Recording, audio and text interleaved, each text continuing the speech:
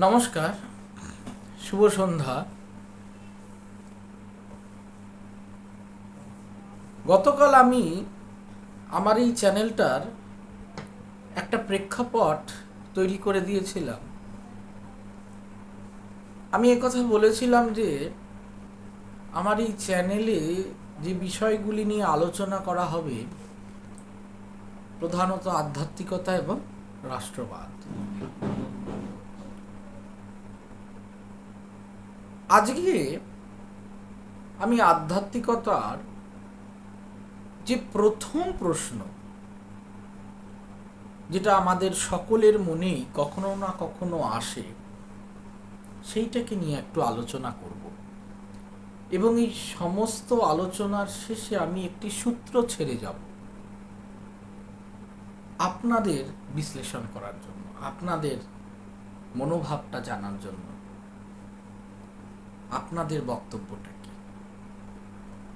তাহলে যখনই আমি আধ্যাত্মিকতা নিয়ে বলি, প্রথম প্রশ্ন যেটা সর্বপ্রথম সকলের মনে আসে সেটা হচ্ছে, ঈশ্বর কি আছেন? যদি থেকে থাকেন, তার আলয় নিলয় কোথায়? তার বাসভবনটা কোথায়? যদি নাই বা থেকে থাকেন, তাহলে জগৎ জুড়ে কেন এত আড়ম্বর করে, এত হই হল্লা করে ঈশ্বর ঈশ্বর করে চেঁচানো হয়?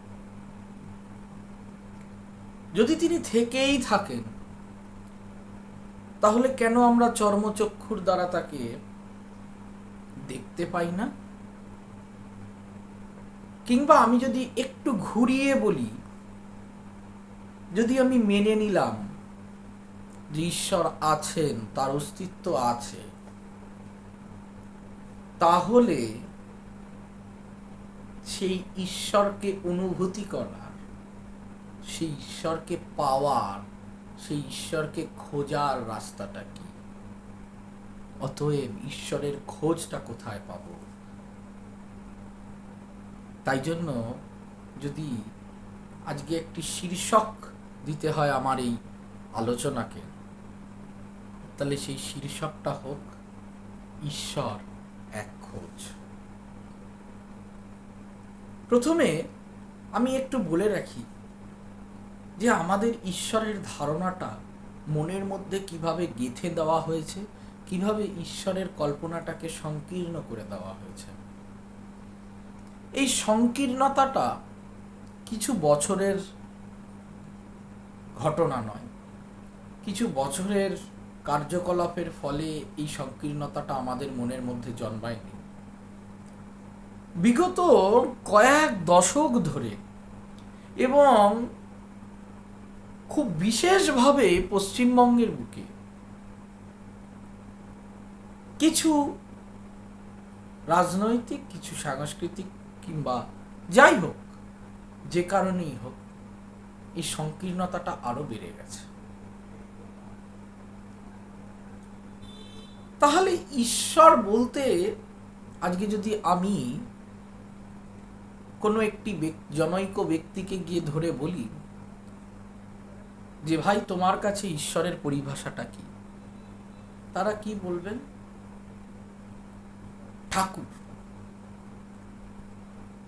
বা কেউ বলবেন ওই তো মা কালী, কেউ বলবেন শিব, কেউ বলবেন দুর্গা, কেউ বলবেন কৃষ্ণ। যে যাকে আরাধনা করে বা কোনো দেবতার স্বরূপে যদি কারোর কিঞ্চিত মাত্র শ্রদ্ধা ভক্তি থাকে, তাকেই তারা ঈশ্বর বলে গ্রহণ করে। এই দৃষ্টিভঙ্গিতে কিন্তু কোনো ভুল নেই, কিন্তু তারা যে ঈশ্বর কথাটার সংজ্ঞা নিজের মনের মধ্যে বসিয়ে রেখেছে, সেটাই ভুল আছে, সেটাই ভুল আছে। সেইটাকে নিয়েই আজকে একটু আলোচনা, যে ঈশ্বর এক খোঁজ। যদি আমি ঈশ্বর তত্ত্বের আলোচনা করি, তিনটে কথা আমাদের সমাজে খুব প্রচলিত। এক, ঈশ্বর; দ্বিতীয়, ভগবান; তৃতীয়, দেবতা। এই যে তিনটে শব্দ, এগুলো কি এক, না এর মধ্যে কোনো ভেদ আছে? আমি একটু এইটার নিরূপণটা করতে চাই, এবং এটার মাধ্যম দিয়ে আমি বোঝাতে চাই যে ঈশ্বর, দেবতা, ভগবান, এগুলো আমরা যে শব্দগুলো প্রয়োগ করছি, আমরা অজান্তেই প্রয়োগ করছি। আমরা জানি না এটার আসল সংজ্ঞাটা কি। যখন আমি বলি ঈশ্বর, ঈশ্বর কথার অর্থ কি? আমি যদি খুব সংস্কৃতের দিকে আমি যাচ্ছি না, যদিচ সেই দিক দিয়ে বিশ্লেষণ করা যায়, আমি পাতি একজন বাঙালি হিসেবে আমি সেটাকে একটুখানি আলোচনা করার চেষ্টা করছি। রামকৃষ্ণদেবের আরতিতে বিবেকানন্দ লিখলেন, জ্যোতিরও জ্যোতি। আপনারা পুরো লাইনটা হয়তো জানেন, জ্যোতিরও জ্যোতি উজ্জ্বল রীতিকন্দর। তাহলে এই যে জ্যোতির যে জ্যোতি, আলোরও যে আলো, শিখারও যে শিখা, অনুরও যে অনু, যে কিনা অনোরণিয়ান মহতো মহিয়ান, যাকে বেদ বলল যে স্মলেস্ট অফ দ্য স্মল, অনোরণিয়ান মহতো মহিয়ান, বিগেস্ট অ্যামং দ্য বিগ, সেই তত্ত্বের নাম ঈশ্বর। যে জ্যোতি থেকে, যে ঊর্জা থেকে এই জগৎ চরাচর সমস্ত কিছু উৎপত্তি হচ্ছে, যেই জ্যোতি, যেই আলো, যেই এনার্জি বা যেই শক্তি দিয়ে এই সমস্ত জগৎ চরাচর পালিত হচ্ছে, এবং যেই জ্যোতি, যেই শক্তি, যেই আলোতে, যেই পরমাণুতে এই জগৎ চরাচর আবার বিলয়, আবার বিলীন হয়ে যাচ্ছে, লয় প্রাপ্ত করছে, তার নাম ঈশ্বর। তাহলে ভগবান কি? তাহলে এই যে জ্যোতিরও জ্যোতি, শক্তিরও শক্তি, আলোর আলো, অনোর অনিয়ান, মাহাতো মহিয়ান, সেটার কি কোনো আকার বা নিরাকার বা আকার কিংবা কোনো তার স্থূল রূপ আছে? সেটার স্থূল রূপ না, সেটার স্থূল রূপ নেই। কিন্তু সেই শক্তি যখন এতগুলো স্থূল জীবকে, এই স্থূল পৃথিবীকে সৃজন করতে সক্ষম, তখন সেই শক্তি নিজেও কিন্তু স্থূল রূপ ধারণ করে এই পৃথিবীতে আসতেও সক্ষম। সেই শক্তি যখন এই মানব দেহে কিংবা কোনো জন্তু স্বরূপ ধারণ করে, কিংবা কোনো গাছপালা পাহাড় ইত্যাদি রূপ ধারণ করে এই পৃথিবীতে এসে নিজের শক্তিটাকে কিঞ্চিত মাত্র দেখান, তখন আমরা সেই শক্তির, নিরাকার শক্তির সাকার স্বরূপকে আমরা ভগবান বলে থাকি। যেমন বিষ্ণু এবং তার অবতারগণ, শ্রীরামচন্দ্র, শ্রীকৃষ্ণ, বরাহ, বামন, নরসিংহ, বুদ্ধ, তাহলে দেবতাটা কি? দেবতা হচ্ছে সেই শক্তির, যে শক্তি থেকে জগৎ চরাচরের সমস্ত কিছুর উৎস পাচ্ছে, সেই শক্তি কখনো কখনো কোনো এক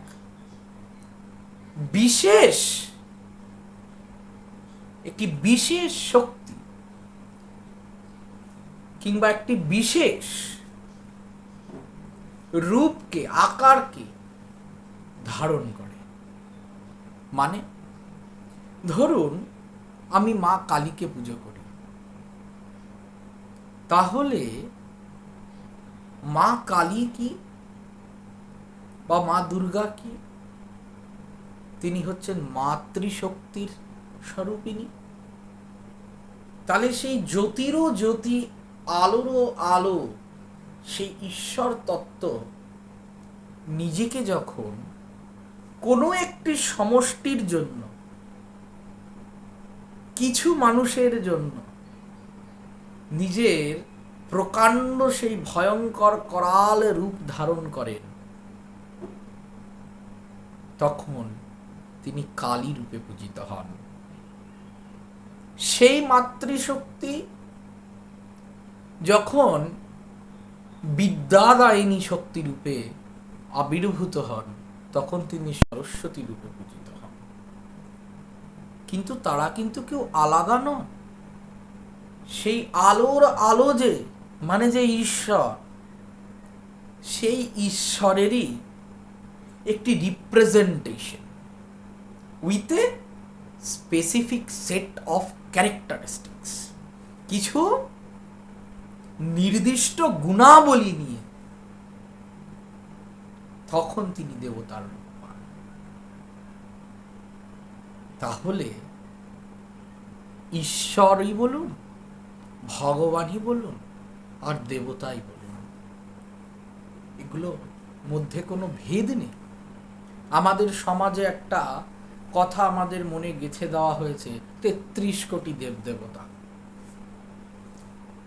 আমি অনেককেই প্রশ্ন করেছি জীবনে, ৩৩ কোটি দূরের কথা, ৩৩ লাখ দূরের কথা, আমাকে ৩৩ জন দেবতার নাম গড়গড় করে বলুন। পারবেন না। ৫০ জন? পারবেন না। তাহলে এই প্রত্যেকটা যে দেবতা, ৩৩ প্রকারের, ৩৩ কোটি, এই যে দেবতা, এটা সেই ঈশ্বর তত্ত্বই, কিন্তু তাদের কিছু নির্দিষ্ট গুণাবলী আছে। তাহলে ঈশ্বর, দেবতা, ভগবান, এই সমগ্রটাই হচ্ছে ব্রহ্মতত্ত্ব। আর এই ব্রহ্মতত্ত্বকে আমি কিভাবে পাব? আমি প্রথমে বুঝতে পারলাম যে ব্রহ্ম বা ঈশ্বর ব্যাপারটা কি।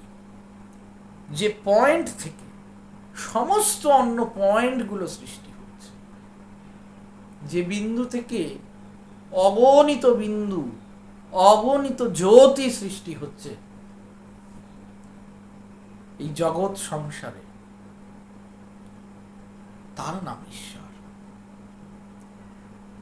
এটাও জানতে পারলাম যে সেই ঈশ্বর যদি এইরকম সাকার স্থূল জগৎ তৈরি করতে পারেন, তাহলে কেন তিনি নিজে সাকার স্বরূপ ধারণ করতে পারেন না? তিনি দুটোই, তিনি নিরাকার নির্গুণ, তিনি সাকার স্বরূপ।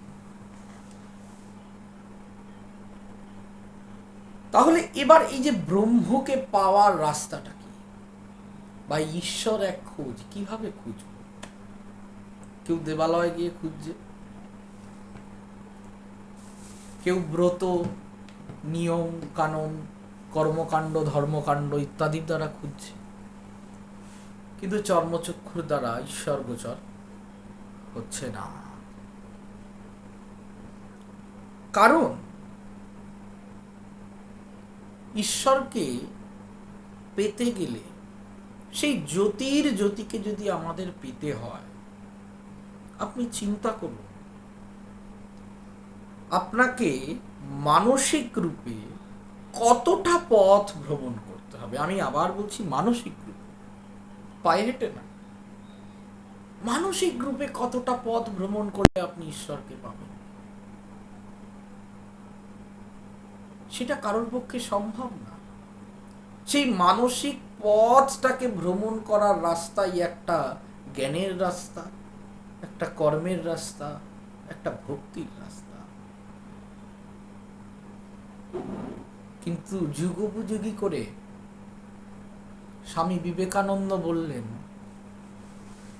যে দেখুন, এই তিনটে রাস্তা দিয়েই ঈশ্বরকে পাওয়া যায়, জ্ঞান, কর্ম, ভক্তি।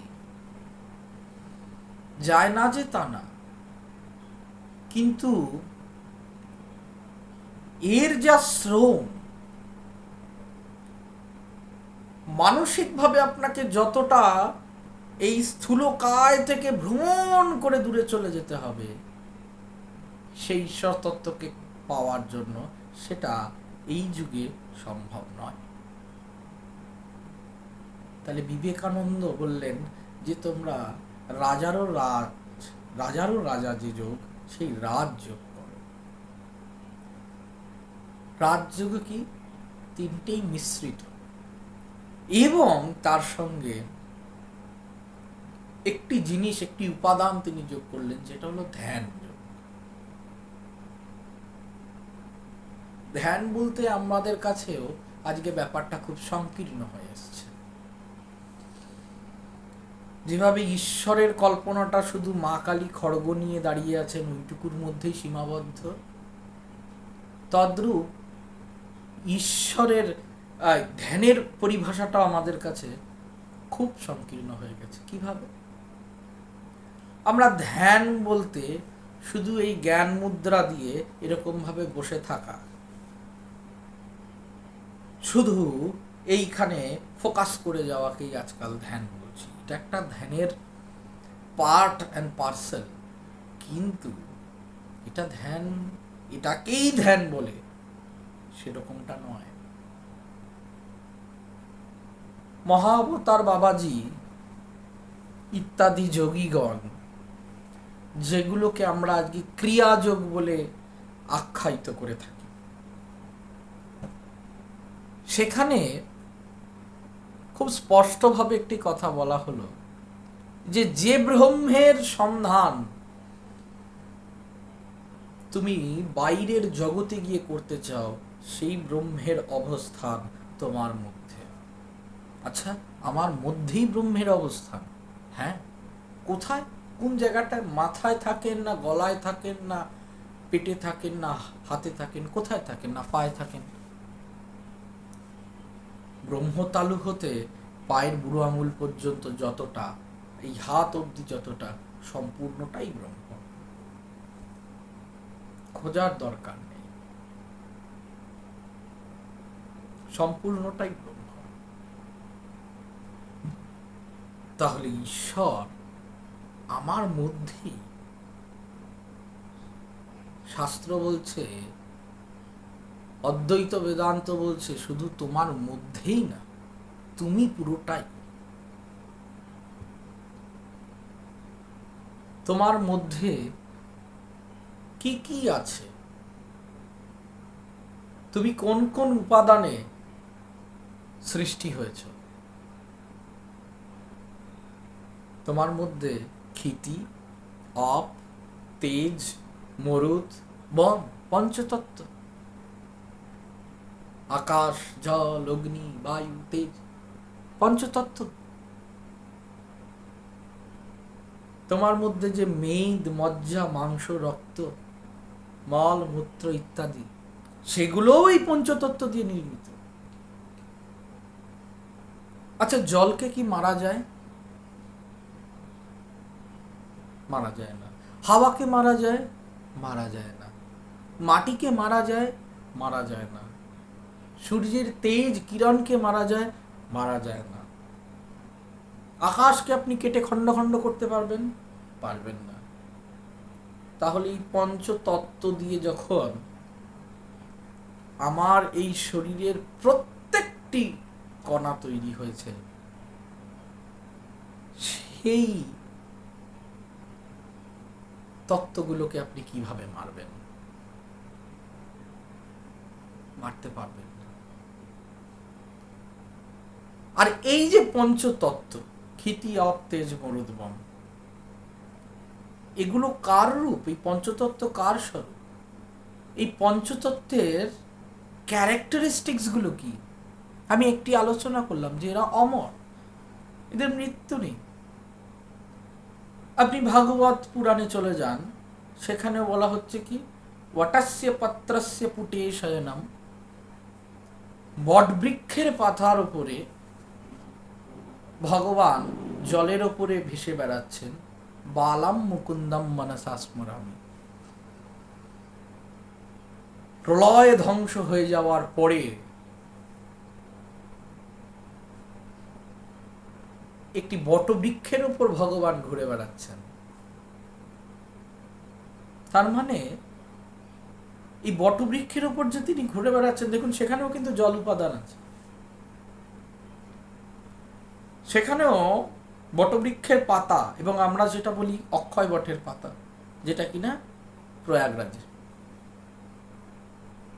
মানে সেই বৃক্ষতত্ত্ব রয়ে যাচ্ছে। আপনি গীতায় আসুন, গীতায় ভগবান কি বলছেন? কল্পক্ষয়ে পুনস্তানি কল্পদৌ বিসৃজাম্যহম। যখন একটি কল্প শেষ হয়, একটি চতুর্যুগী শেষ হয়, সত্য ত্রেতা দাপর কলি শেষ হয়, তারপর যখন পৃথিবী ধ্বংস হয়, জগৎ চরাচর সমস্ত ধ্বংস হয়, প্রত্যেকটা জিনিসের বীজ, এই পঞ্চতত্ত্বের বীজ আমাতে এসে সম্মিলিত হয়ে যায়, ঈশ্বর তত্ত্বে লয় হয়। তাহলে আমার যে দেহ, আমরা তো বলে থাকি দেহ নশ্বর, কিন্তু একবার একটু চিন্তা করে দেখুন যে এই পঞ্চতত্ত্ব দিয়ে সৃষ্টি দেহ, পঞ্চতত্ত্বে মৃত্যুর পর বিলীন হচ্ছে। আবার গীতায় বা ভাগবতে ভগবান বলছেন যে এই পঞ্চতত্ত্ব আমাতেই এসে বিলীন হয়ে যায়। তাহলে কি এই দেহটাও আসলে নশ্বর? সেটাও নশ্বর নয়। এই জগৎ চরাচরে একটি বস্তুও নশ্বর নয়, সব অবিনশ্বর। কেন অবিনশ্বর? কারণ সেটা অবিনশ্বরের স্বরূপ কেবল। আমি সৃষ্টিতে সীমাবদ্ধ থাকছি না। অবিনশ্বরের সৃষ্টি নশ্বর হতে পারে, কিন্তু যেখানে অবিনশ্বর নিজেই সৃষ্টির মাধ্যমে নিজেকে ব্যক্ত করে, সেখানে তো নশ্বর হওয়ার কোনো সুযোগই থাকে না। তাই খুব একটি প্রচলিত মন্ত্রে, বিষ্ণুর মন্ত্রে বলা হলো বিশ্বধারম বিশ্বরূপম। তার মানেটা কি? সেই শক্তি, তাকে যদি আমি বিষ্ণু স্বরূপ গ্রহণ করি, বিষ্ণু মনে করি যে সেই আলোর আলো,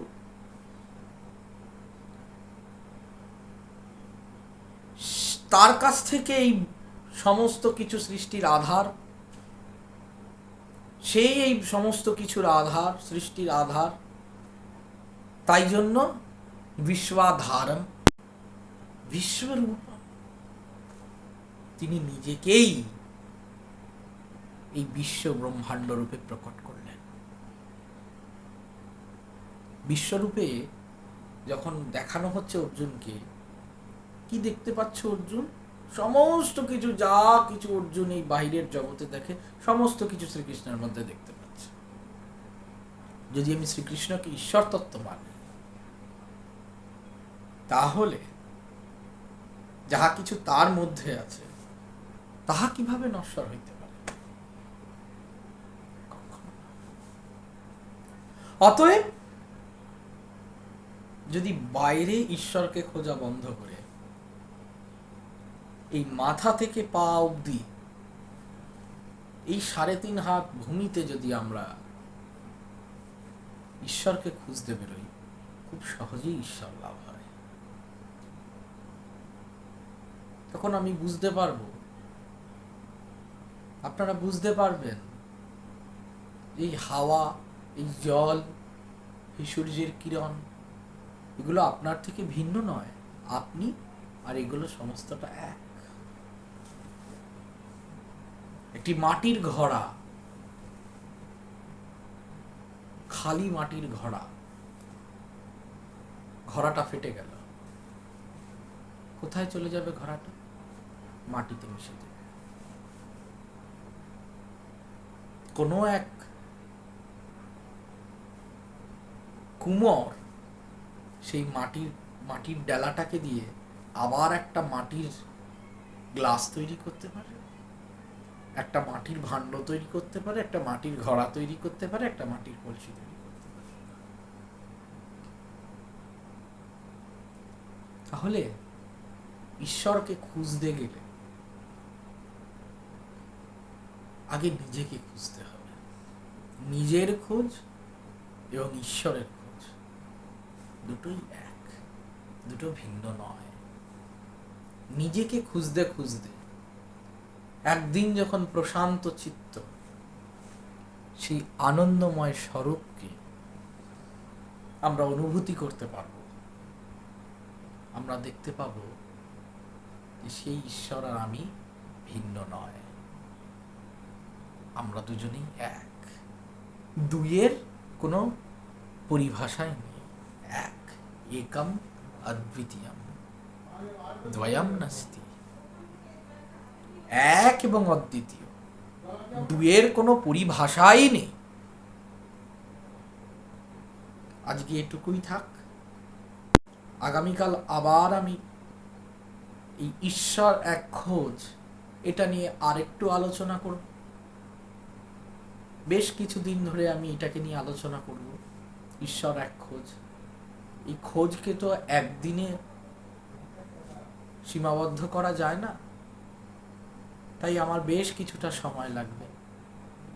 আপনাদের জন্য আমি একটি সূত্র ছাড়ছি।